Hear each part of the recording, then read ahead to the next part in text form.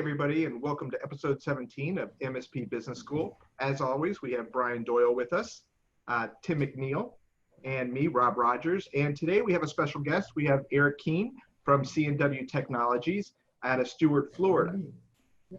Hey, Eric, how you doing? Doing good. How are you? I'm doing okay. So you, according to like all the major news sources, you're down in the thick of it with everything going on down there. Well, supposedly. right. You know, supposedly, yes. Hey, Eric, you've been in business for 36 years down there, right? That's right. Yep. That's amazing, man. 36 You've years. gone through all, so this is just another blip in the road. All this kind of, craziness that's going on right now. This is just another, dip in the ups and downs of business. It really is. It really is. We've been doing this for so long. In fact, I was doing this for like 3 or 4 years prior to my business starting up. And that was really kind of a little bit of the reason I got started in this business. We're a little blip in the economy. Company I was working for had basically imploded. And all of a sudden there was like, I was managing 3 locations, and all of a sudden there was no locations. So overnight. So been there before, gone through the recession as well, the Great Recession. So, it's just another one of those things that happens. You have to deal with it and move on. That's, that was one of the things when I was talking to you earlier. That was one of the things that really impressed me about you. So like everybody is turtling up. A lot of MSPs are turtling up and shrinking it and scared. And you invested heavily into sales. You have 2 outside sales reps and 1 inside sales rep. So you are pushing into this entire craziness. And I kind of wanted you to talk a little bit about that. With all the 36 years of experience, you've seen all the things that can happen, and being, in a competitive market and just diving into it on the sales side, it's impressive. So like, what was the stuff that made you say, okay, you know what, I am going after this? Well, to be fair, at the beginning of the year, we were really cranking, and we were doing better than we for the first 2 months than ever. So we had it in our slate to add additional salespeople in. But when we brought them on, and then everything started coming along, you realize that you really can't stop your plans. You have to keep as close to possible to stay on plan as you can. And one of the things that I learned, especially back in 2008, when the Great Recession hit, is that that end of 2008 was awful. Moving into 2009, you were a little bit in recovery mode, and you made adjustments, and you continued on. But I will say this: I had already was looking at the future, and I was already seeing that cloud computing was going to be the direction of where things were going to be going. So by the end of 2009, we actually were investing heavily into equipment out into a data center, and using whatever way we could do to finance it to make it happen, because I thought that was going to be the future. And sure enough, it was. So as a result, we had tremendous growth in 2010 when everybody else was crying that 2010 was awful. 2011, it went on years. Like I call it recessionitis, because they would never let it go. Great excuse, right? It's true. It's true. It's so true. We kept on growing, and it's the same type of thing. You have to kind of push through it. You can't just wait for it to part or disappear, I should say. You have to push through it. That's probably the best way to describe it. I'm sorry, real quick. I mean, it's part of it is your scrapper personality too, right? So like other people tried to push through, but it's also that scrapper entrepreneur mentality that just, it doesn't matter what happens, I'm pushing. Yeah, you have to. Well, when you have those tough financial times, right, the easiest thing is new financial models. And that's really what the cloud was delivering at that point. But man, we're on that front end of that curve at that point as well, because we just, customers weren't buying iron, right? But you saw so many MSPs just resisting that and resisting the change in revenue structure and profit margin, right? And changing that game. So kudos to you to getting out in front of that, because, it was interesting times for a few years. Yeah. We were actually really a complete break fix operation at that point. And we it's not to say we didn't readjust. We had 2 locations at the time, and we did adjust down back to 1 when we realized that we could really centralize and handle, our territory, our area from that 1 location. But one of the things that we kind of got into we became an MSP after we became a cloud provider. So we went from break fix to cloud, then backtracked to become an MSP. So that's how we got into being an MSP. So, but it worked. It was all recurring revenue. That was the key factor. Yep, Yeah. that is the key. Yes. That's the key. I feel like I've said it before. I'm sure I've said it before on one of the podcasts but I came into the MSP industry in 2009, and one of the reasons why I was so attracted to it was, I was sold on the fact that it was recession proof, and I have seen that happen multiple times, just from the time, and just in the last 10 years, and especially over the last 6 months. I mean, there are 2 different kinds of MSPs, right? They're the ones that they can see this as an opportunity and they look to grow. And then there's other ones that they just protect their domain and they just kind of wait for weather the storm, if you will. Yeah. So that's kudos to you. That's good. That's good. So Eric, real quick. So tell me, like, how you said that you were working at a company at 3 locations. They imploded. And then, so what was, like, you made that change, right? You were like, okay, I'm going to go for it. Like, what made you say, okay, I can do this. I'm going to go for it. And like, tell me about some of the milestones where you did the good and the bad and the ugly, Yeah, well, you're working for a company and managing it. It really kind of fallen on my shoulders to run the 3 locations. And we had a little economic blip. 2 of the locations were not doing well. Then the managers there just weren't doing what was necessary. And my location, I was like the general manager overview, over all 3 of them. But it was the owners had kind of they expanded into a related business that really just didn't fit what we were doing, and my little location could not support all the all the business activities going on. So it just collapsed, and all of a sudden you're out of work and you look back and say, okay, what am I going to do? Right. And so I took some time off, traveled to Europe, came back, and I was still like, okay, what am I going to do? And at that time though, that was 1985. Things were growing. I mean, there were a lot of opportunities out there. I was a programmer originally. I started out as a programmer. I could have gone, I could have gone down that road. I love the business side of it though. So as much as I love programming, I love the business aspect more. And what really triggered it was where it just started having some of the former customers that we had started track my personal phone number down, and started calling me and saying, hey, look, I need some help. And I looked at it and said, I have my option. I can go and work for somebody else again and maybe be very successful and happy and all that. Or I could go and do the business and maybe run it the way I want to run it. And if I just don't do what they did, I think I'll probably be successful. And I like to say, well, I guess it worked, because I'm here 36 years later. Yeah. So. That's awesome. That's fair. So, for all the the newbies out there, right, who are going out there and they're trying to understand, what would be the biggest piece of advice that you would give to people out there, like all the bumps in the road that you've gone through? What would be the number one thing that you would say, all right, here's how you get started, or here's how you don't mess it up?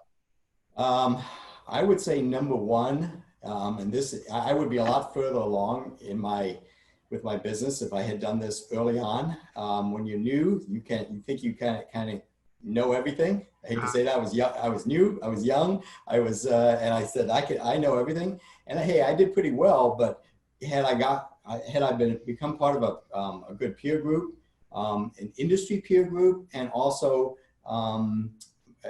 maybe a local CEO group or president, a higher level group. I actually belong to 3 that are specifically CEO type groups. One is industry specific, and two others or a little bit more general, I would say focus on that. The reason is, I don't care what business you're in, all businesses do have a core functionality, and you will get great advice and be able to avoid the pitfalls, and you will accelerate your business if you do that. So my number one advice is get some good advisors, and the best advisors are, local people, because it's usually they're free or they're very inexpensive, and join a peer group that matches your industry, because if you do that, you will be able to that's going to cost you some money, but you'll really be able to leverage metrics that are tied into your business.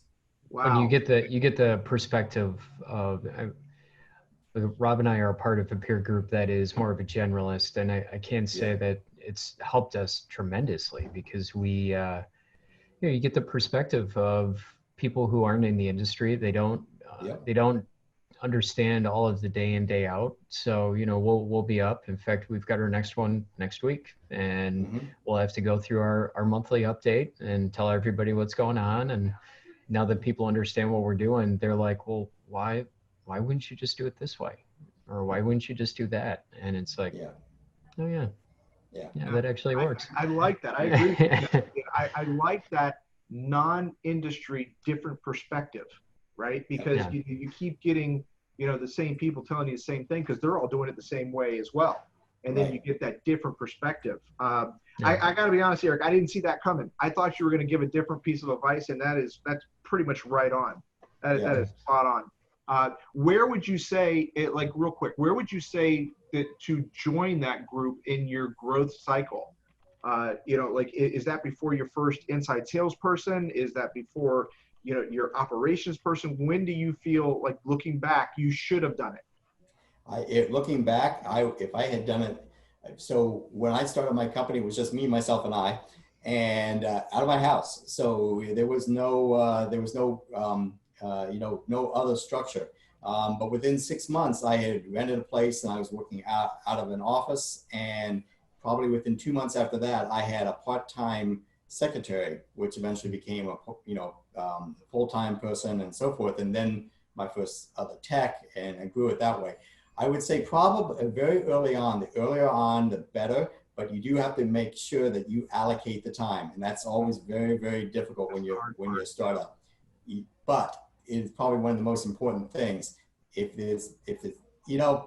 somebody calls, if you have somebody at least who can take a message, and nowadays with the modern technology, you can get around this problem. You can be available almost all the time. But if it's one of the small groups, like a breakfast. I have one breakfast group, breakfast CEO group. We get together about 7:30 in the morning, and we're finished by 9 at the latest. Usually it's like 8:30 to 9. So it's an hour and a half. You have to eat breakfast. Well, you don't have to, but you should. If a client has a problem with you not being available for 30 minutes, and that's going to be you have a bigger problem. Right. You should be able to have things managed, especially as an MSP, so that you aren't having to deal with those crisis calls. It will happen, but it should be minimal. You should be the vast majority of those breakfasts you should be able to meet at, and they're usually once a month.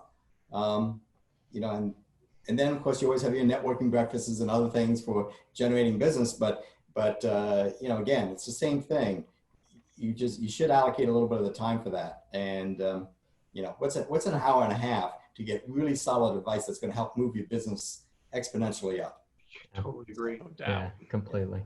So I've got a question for you. So with, I guess we've got a little insider information before I ask this, but what, going through COVID and just going through that transition, how, what's been something that you've kind of pivoted and done to make C&W unique within your territory there, and what have you found to be some of the challenges some of the challenges and opportunities from the COVID era that we're currently living in? Yeah. So one thing, whenever you have a crisis that occurs, one thing I would really highly recommend, always look at it as an opportunity. Don't look at it as a crisis. There's going to be change. Change is easier to make happen when you're in a crisis situation. People are more, if you're a leader, more people are more willing to follow you and actually implement the change. When things are like normal and are going along in an ordinary way, they don't want to make people they may give you lip service, but they may make a little change, but they won't make a lot. For us, one of the things I did was immediately I took out one of those big Post-it note sticky wall chart things, and I wrote down 5 things that I wanted to tackle while we were in this situation, and then I took those items and I broke them down into other wall chart lists of more detailed action items, along with who I was going to assign it to. Some of them were assigned to myself, target dates, and when we expect things to be completed.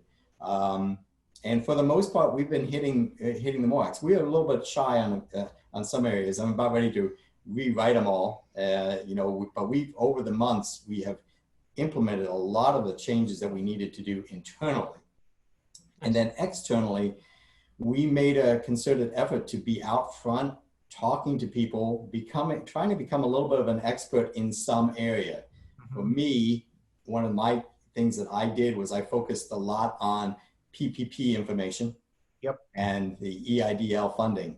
I wanted to know that, and there was several reasons. I wanted to make sure that I had contacts that could get me good information, and nobody seemed to be getting that good information and disseminating it to other people. So I became a focal point for that, for various networking organizations that I was a part of, for various boards and so forth. I try to be influential or have the information for them. And then I've tried to relay it to other groups. The fact that I did that drew attention to me locally as being an expert. Even if it wasn't in my field, it was an expert in something that people would turn to me from a business perspective. They think that they look at it, they associate my business and what I'm doing as being professional and good at what we do. And coupled with that, and this was down on the list. Actually, this was low on the list, but I wanted my clients to survive. I wanted them to thrive. So the more PPP and EIDL information on how they could get these loans and how they could process them and how they could work for them, the more I could disseminate out to all my clients. I did email blasts and everything like that. And I told them, call me personally and ask for help if you don't understand that. And if I can't answer the question, I'll get you to somebody who can. And that's a way you can take a situation, an opportunity, and make it and put it to your benefit.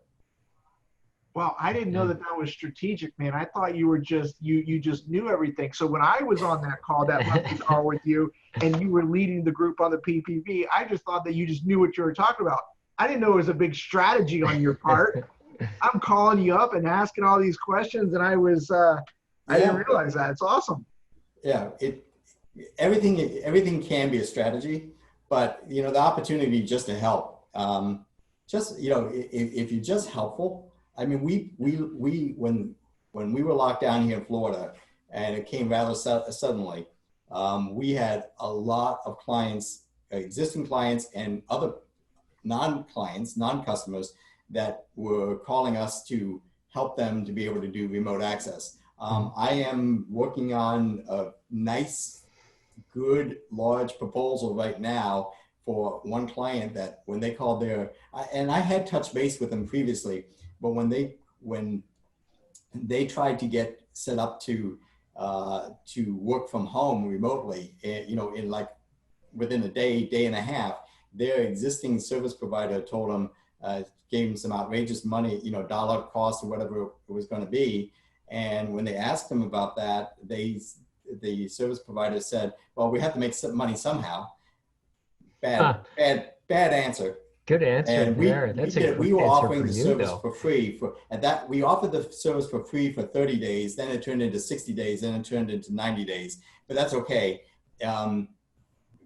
It really didn't cost us much because the company that we worked with also extended the free part of it. However, this will be a nice, it'll be a nice reoccurring agreement if I get it. If it keep it as it is, that'll be good. It'll be an on-prem managed site, but we're also quoting them a cloud installation. So we might actually have them cloud and managed all under our umbrella. So you talked about one of the ways was the PPP. Like, what are you doing for the community? I know you're really big into your community down there, and you work a lot on offline as well for the community. What's one of the things that you're doing to really set yourself apart? That you really feel is good for the community out there. Well, one of the things that we're doing is that we just recently added, and this was just an idea that came up. We've seen all the mask controversy going on. Right. Some people think it's infringement of their rights if the government says you shouldn't wear masks and so forth.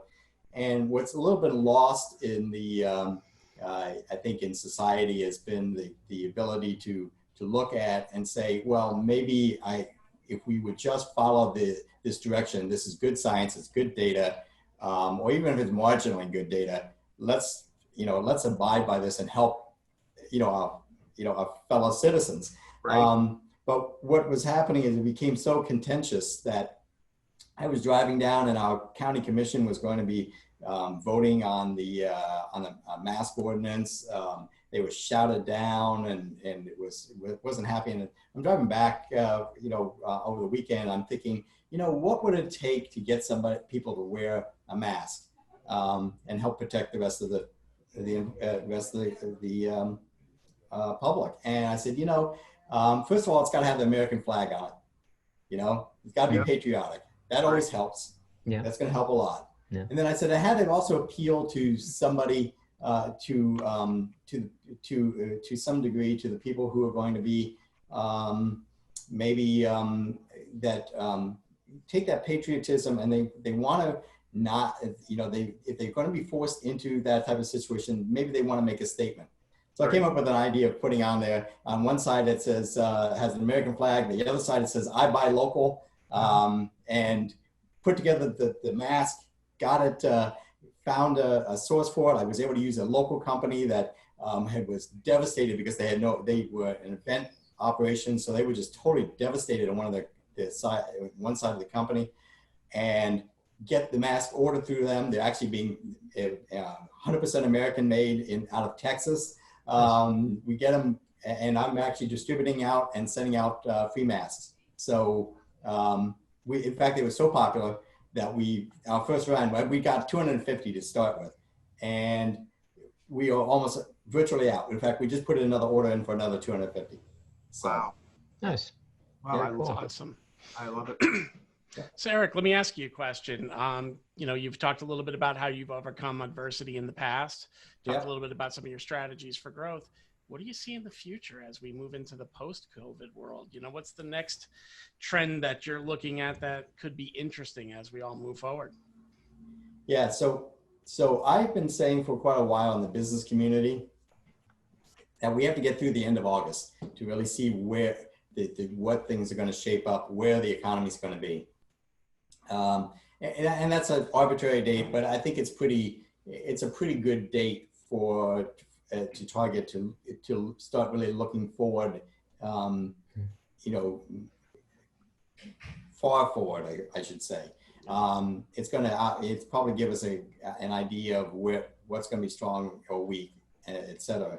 I think things are popping up though, but we're beginning to see some things that are interesting, and it is COVID related. Things like dentist office, which were, they were shut down. Yet now that there's interest, they're buying, they're going into managed services, they're doing other things. Why? And well, there was an article that came out because they're allowed to now, they've come up with a way to package a pandemic fee that they are charging when they have patients come into the dental offices. And all of a sudden they're seeing an economic solution to their problem and their dilemma. And all of a sudden they're saying, and couple that with technology, they're realizing that the technology aspect is the strong suit. So where are we going? It's all going to be a lot more technology oriented. We're a Microsoft partner. We've been a silver partner for a long time. And I kept on beating the drums about Teams and its capabilities, and the whole Microsoft infrastructure and how it's been getting better. I see that as being a big part of our platform going forward. Just the Teams aspect, but not just the Teams, all the other products, those standard desktop products that have always been out there and now being better integrated. So you're going to have to become a little bit more expert in that area. That's a key thing, because that's going to be, even now I have some cloud clients that are actually talking about, okay, let's revamp. We're talking about revamping what we're doing in the cloud, on our cloud servers, because of the capabilities that are in the Microsoft infrastructure. And that's okay with me. It's different profit margins and different things we'll have to do, but that's okay. So that shared collaborative aspect is going to be a big thing. If you're in a generalist, if you're more verticals, some of the verticals that it's going to be, manufacturing's good or bad. It's a challenge. So I think anything where you can get into automation is going to be useful. I agree with that manufacturing. I know up here, the manufacturing, there's such a delay with everything on the manufacturing side up here, because everybody is, spending all their vacation money because nobody can do any vacation. So all the manufacturing, all the construction, to your point, the dentist, it's crazy. There's a lot of opportunity out there right now. I agree. Yep. All right. So with that, I think we're into the big questions. So we've talked a lot about work. What do you do for fun, and how do you maintain some work-life balance for yourself? Yeah, work-life balance. I can absolutely tell you that in the early days of my career, I did not do that well. I do it better now. So you're like everybody else. Yeah, I was going to say that sounds familiar. When you're young, and you're trying to grow something, and you're trying to make it, you're trying to make it into something. You make all these sacrifices, and you think you have to make those sacrifices. And I'm going to say that you really shouldn't. There'll be more business the next day. You're not going to miss a deal. Just because you miss one deal doesn't mean that that's the end. I know that when you first start out, every deal is vitally important, and you do have to chase those first ones.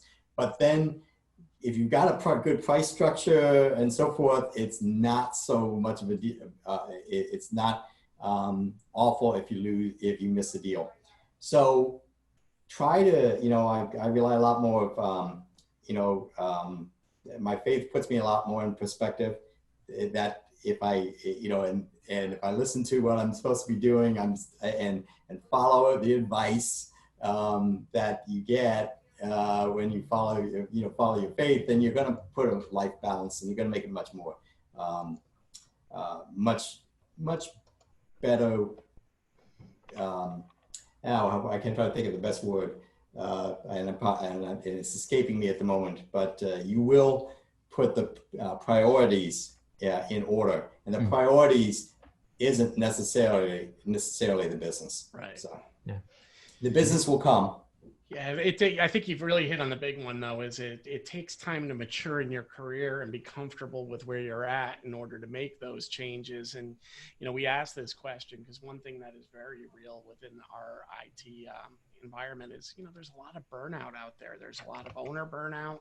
There's a lot of great companies where, they go up for sale because the owner's just taking himself down to the ground. And, if we can find some strategies as collectively as a group to kind of take care of each other and make sure that burnout doesn't happen, I think we'll be a lot better suited for it. But That's Yeah. my soapbox. Yeah. Anyhow, with that, I Right. think Tim, you've got a couple speed round questions. I do. So Eric, we end every podcast now with asking 5 questions. Just give you a couple options. Just answer which one fits you best. So Okay. first one is talk, text, or Teams.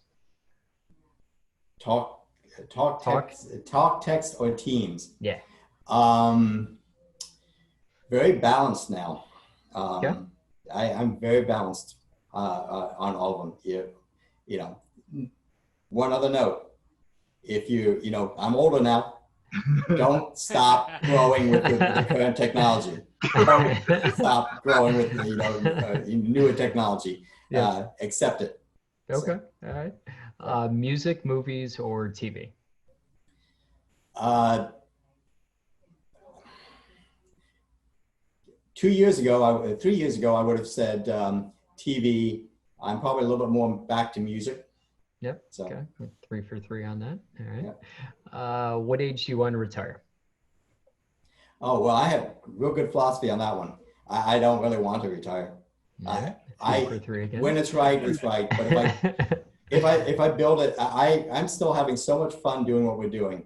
And I use this analogy with my team months ago. I said, and this is before COVID, I said, I see it, our industry feels like it felt back in 1985, 86, 87, when it was like just networking was just becoming available and things were just exploding.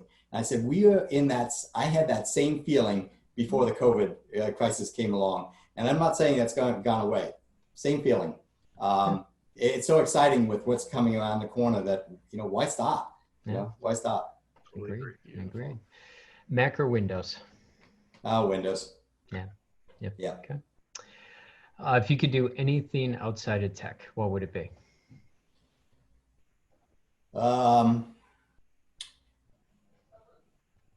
I'm very involved with the various community organizations, whether it's the Economic Council that's here in our county, whether it's the boards of chambers, some of the nonprofits, et cetera. I very, very much enjoy being able to help take the knowledge that I've gained over these years and support these organizations, and especially with the Economic Council, help steering our local economy for the future. So somewhere in that neighborhood. Yeah. Perfect. Very cool. Very cool. All right. Cool. Well, Eric, I just want to thank you for coming on today. It was great having you on, and I want to thank everybody who took some time out of their day to listen to this podcast. Eric, we hope to have you on again sometime in the future, and I guess for that we'll wrap up this session, and I hope everybody has a great day. All right. Thank you all. Thank you very much. Appreciate it. Thanks. And guys, make sure you subscribe to us on wherever you get your podcasts.